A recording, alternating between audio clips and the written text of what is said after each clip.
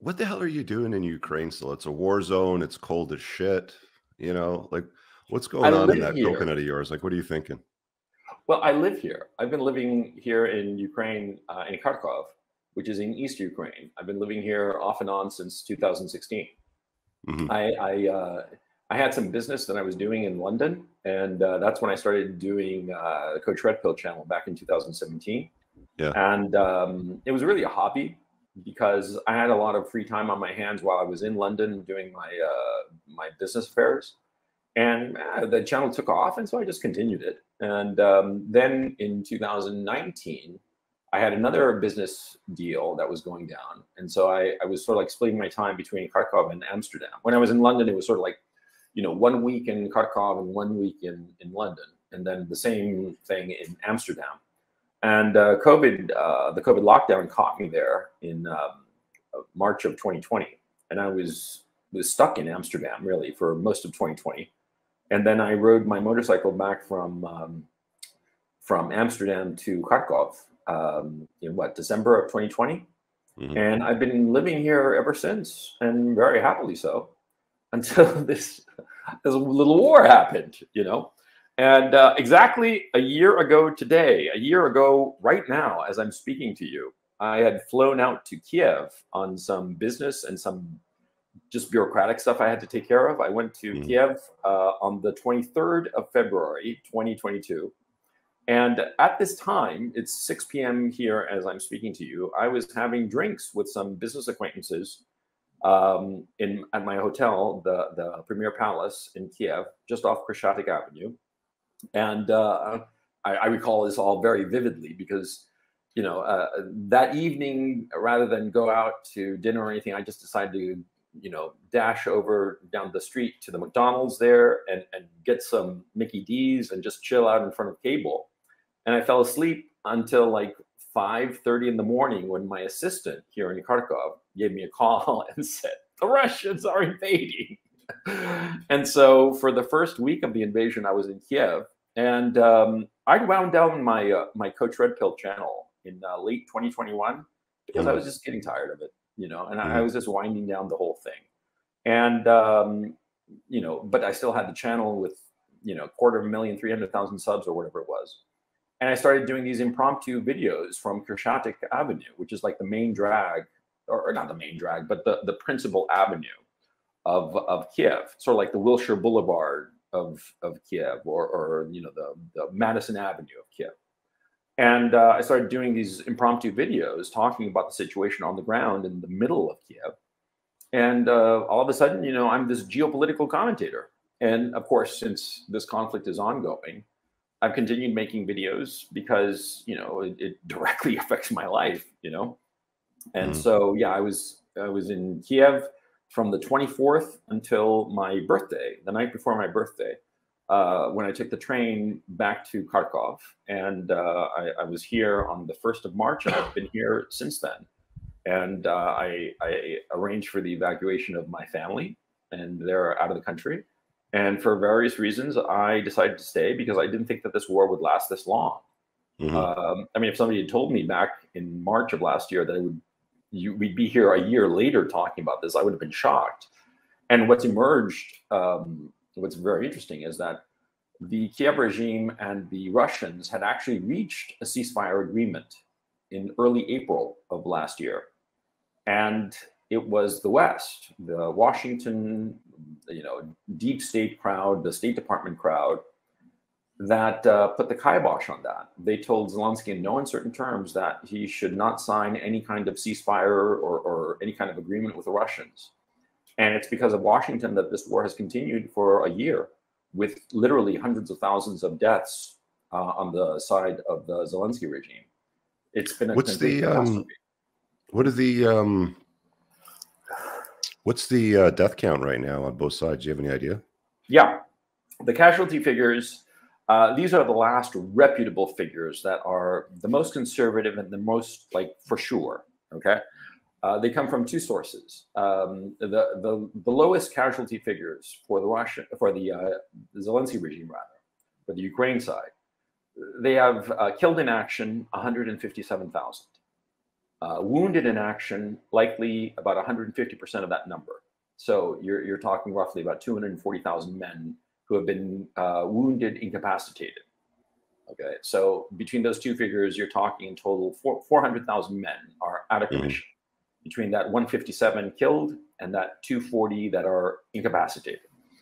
On the Russian side, these are Western figures, by the way, or figures critical of the Russians. The BBC puts the number of confirmed dead Russian LPR forces, DPR forces, Wagner, and Chechens. They put them at minimum 12,000 killed and perhaps maximum 20,000. The Israelis, the Mossad, puts it at 18,850 as of January 22nd or something like that. And so the Russians are destroying the Ukrainians. Yeah, it's lopsided across the board in terms of equipment lost, in terms of it's a slaughter. Yeah, it's lopsided as all get out. Yeah, because I mean the news here, if you consume public news media, would purport that the Russians are really getting a lot of resistance. Go Zelensky, you know, they're probably going to win. Blah blah blah. But you're saying on the ground there, it's really just a slaughter. Yeah, the figure it's roughly in terms of men, material across every weapons class. It's a lopsided figure of between 8-1 against the Zelensky regime and as low as 4-1 insofar as helicopters specifically. Insofar as artillery pieces, I think it's something like 20-1. And so, I mean, no, it's just incredibly lopsided. Because what's the population of Ukraine? Before the war, the official number was 45 million. Okay. But because of the people who have left, roughly 15 million people have left, a third of the population. They've left something like 4 million have gone to Russia and 11 million have gone to the West.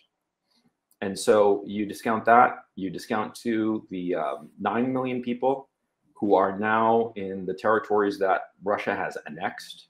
That's about, yeah, like I said, 9 million. And so right now the population of Ukraine, the credible estimates from multiple sources, is a range between 19 million and 22 million. Yeah, so they've cut the population in half, and this isn't over yet. You know, would you call this a proxy war, and what do you think of it? Oh yeah, of course it's a proxy war between NATO and Russia. You know, NATO, the State Department, specifically Victoria Nuland, who is the Undersecretary of State for Political Affairs, Anthony Blinken, who's supposed to be the Secretary of State, but who's really Victoria Nuland is the number one, and Joe Biden himself, and the National Security Advisor, what's his name, Jim Sullivan. What they want is regime change in Russia, and they're using Ukraine and the sanctions and throwing away the European economy to create that regime change in Russia. And they failed. They failed miserably. I mean, because right now, Putin in Russia, and this is according to polls by anti-Putin sectors, put his approval rating at somewhere between 70 and 80%. Okay. So I mean, you know, he's nothing's going on. And also what's happened is that, see, back in 2014-15, when Russia annexed Crimea, the Crimean Peninsula, the United States imposed a whole bunch of sanctions, which really hurt the Russian economy back then. And what's happened is that since then, the Russians have prepared for sanctions war, and they prepared very diligently. And in fact, they over-prepared. Because what happened was that the sanctions that came in 2022, which were a lot more severe because they disconnected Russia from SWIFT, they absconded really with the Russian central bank's assets in the West and other measures that they took. But what happened was that those sanctions had less of an effect on the Russian economy than the sanctions back in 2015. Because yeah, in March, April, there was like, you know, the ruble shot up, you know, the Moscow stock market crashed, but then it kind of like recovered because everybody started realizing, hey, you know, this isn't hurting that bad. And the Russians also discovered that they had all these customers in India and China for their energy resources and their exports. And so losing the European economy, the Western economies, in fact, didn't really hurt the Russian economy. And more importantly, It opened up new opportunities and new markets in India and China. And so now they are selling more than before the war. They are doing better economically now than before the war. Okay. And even the IMF, the International Monetary Fund, which is a Western organization, even they admit the fact that the Russian economy is doing gangbusters. And their inflation is projected to be for 2023 something like maybe 4-5%, something like that. And overall, they're just, this didn't hurt the Russian economy at all. It just crippled the German economy and the European economy overall. And on top of that, you have, of course, that the United States carried out this terrorist attack on the Nord Stream pipeline, which condemned. Has that been confirmed by a good source? Oh yeah, by Seymour Hersh. Seymour Hersh is the best investigative journalist you can find. Seymour Hersh has been around for 5 decades. He broke the My Lai massacre in 1968. He also broke the story of the Abu Ghraib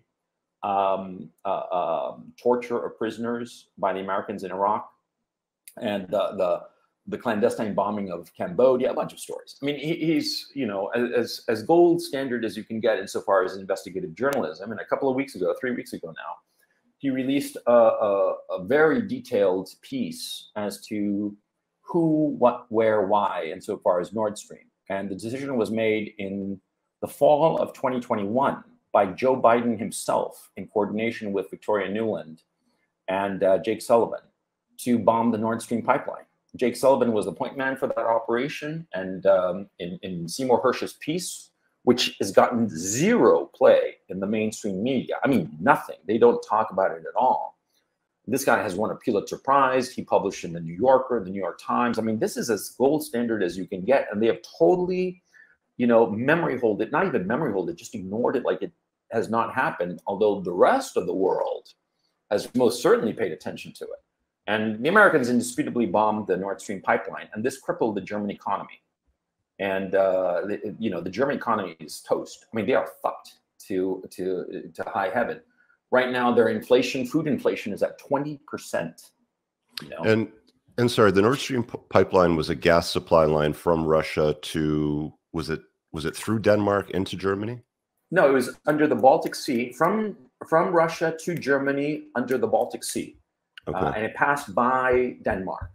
And what has emerged from Seymour Hersh's reporting is that the Danes, the Swedes, and the Norwegians and the Poles knew that this was coming. And in fact, it was the Norwegians who pulled the trigger, who actually detonated the bombs that the Americans placed in June of 2022 during this big Baltic Sea exercise that they did. That's when the American divers put in these explosives. You got to understand, these explosives, they're not like a little package of C4 and they blow it up. No, it's like a really complicated thing, because they have to dig up, you know, the pipeline because it's covered.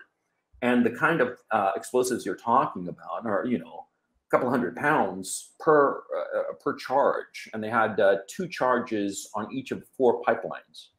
And so it was a major operation logistically to carry it out. And it was apparently the Norwegians who pulled the trigger on it. And you know, that's just, you know, and Norway is part of NATO. The United States is part of NATO. Yeah.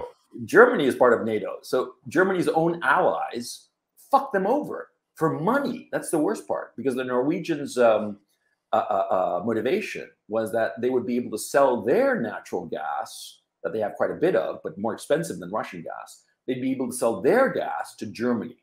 And the United States also had that financial motivation to sell American liquefied natural gas to the Germans, quite apart from the geopolitical aspects of it. So it's really fucking despicable. Yeah, I don't recall much outrage or much coverage on this fact. I mean, people are still outraged over pronouns or something. Pronouns and balloons. Yeah. Balloons and wokeness or something is getting way more media coverage, and that's what people get upset about. I'm sure there's probably more people that are still pissed off that others haven't gone and jabbed themselves, you know, to comply, you know, with the new thing. Yeah, it's a clown world, you know. It's a clown. we call this a clown world show, right? Yeah, it's a complete shit show at this point. No, I mean, like every day, the kind of bullshit that's going on, it's just off the charts. it's just way off the charts. You know, I mean, every outrage that you see every day, you know, and I mean, this kind of thing, I mean, like one of these incidents, okay, I mean, 10, 20 years ago would have been front page news across the world. But the American media is total propaganda. The Canadian media is total propaganda. You're not going to hear what's going on if you follow the mainstream news sources.